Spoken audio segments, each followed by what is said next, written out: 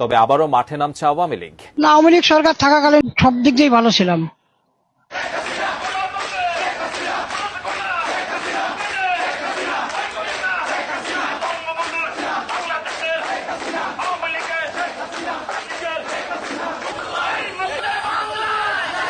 তিপ্পান্ন বছরের এই স্বাধীন হওয়ার পরে আমি এরকম হরম দেখিনি।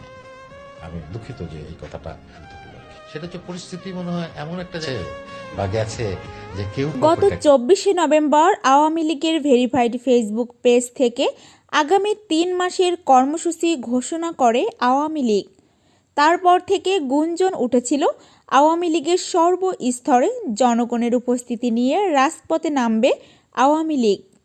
কথার সাথে কাজের মিল রেখে ক্ষমতাচ্যুত প্রধানমন্ত্রীর ছেলে সজীব অজের জয়কে দেশে ফেরাতে রাজপথে ভয়াবহ বিক্ষোভের ডাক দিয়েছে আওয়ামী লীগ। তবে রাজপথে শুধু আওয়ামী লীগ নয়, দেখা যাচ্ছে সদ্য নিষিদ্ধ হওয়া বাংলাদেশ ছাত্রলীগকেও। অন্যদিকে জাতিসংঘ জানিয়েছে বাংলাদেশের প্রধানমন্ত্রী শেখ হাসিনার পদত্যাগপত্রে দালিলিক কোনো প্রমাণ না দেখাতে পারলে নির্বাচনের মাধ্যমে ক্ষমতা পুনরুদ্ধার করা হবে। জাতিসংঘের এমন ঘোষণা এবং জয়ের দেশে ফেরা নিয়ে বিস্তারিত জানতে আমাদের সাথেই থাকুন।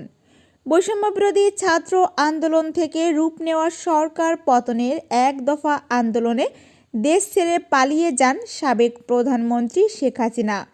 শেখ হাসিনা দেশ ত্যাগের পর প্রায় 4 মাস পর সজীব অজের জয়কে দেশে ফেরাতে রাজপথে নেমেছে বাংলাদেশ আওয়ামী লীগ। অন্যদিকে জাতিসংঘ জানিয়েছে শেখ হাসিনার পদত্যাগপত্র হস্তান্তর করতে না পারলে ক্ষমতা পুনরুদ্ধার করবে ন্যাশনাল পলিটিক্স। মিম ইসলাম, নিউজ বাংলা।